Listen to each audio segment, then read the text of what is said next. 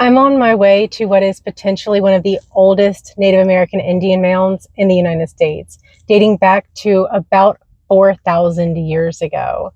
It's right in the middle of Savannah, and I had no idea. None. In fact, if you go to the museum here, the Savannah History Museum, they don't really know about it. It's called the Bilbo Mound. So let's go on an adventure.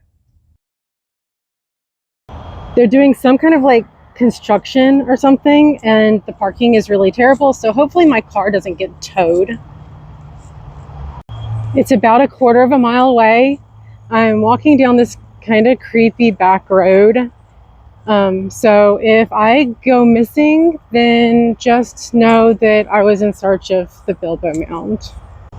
I'm walking alongside this kind of canal with algae all over it. There's a abandoned baby carriage on the side of the road.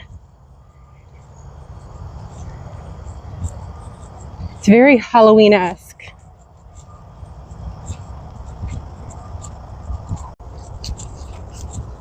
I'm not sure what this structure is over on the left.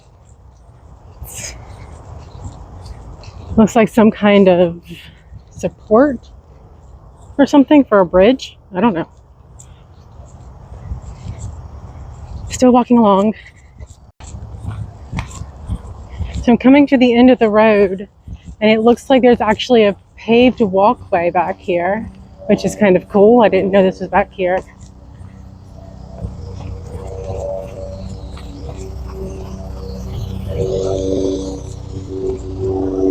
You can tell this is a really well-trodden path, right? The grass is totally overgrown.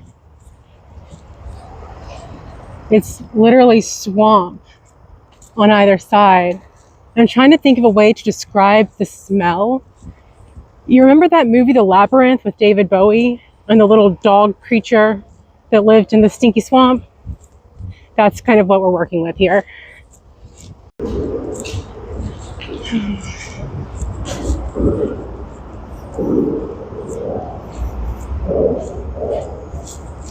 And y'all, I am basically lost.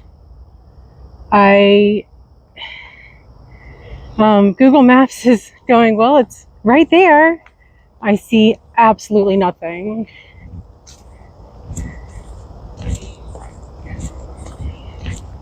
Let's see if I can backtrack and find this hill, I guess.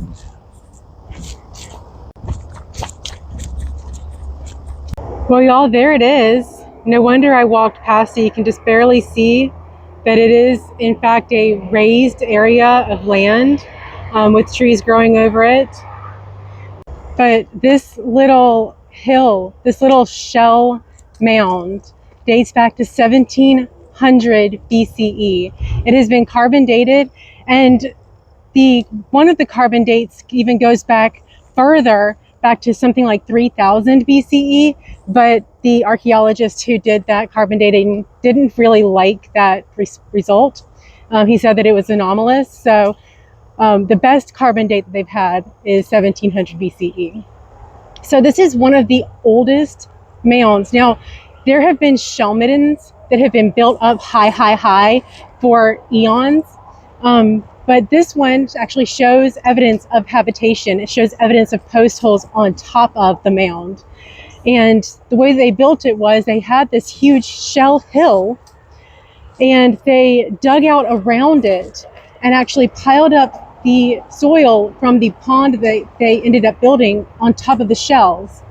So this is actually a engineering project.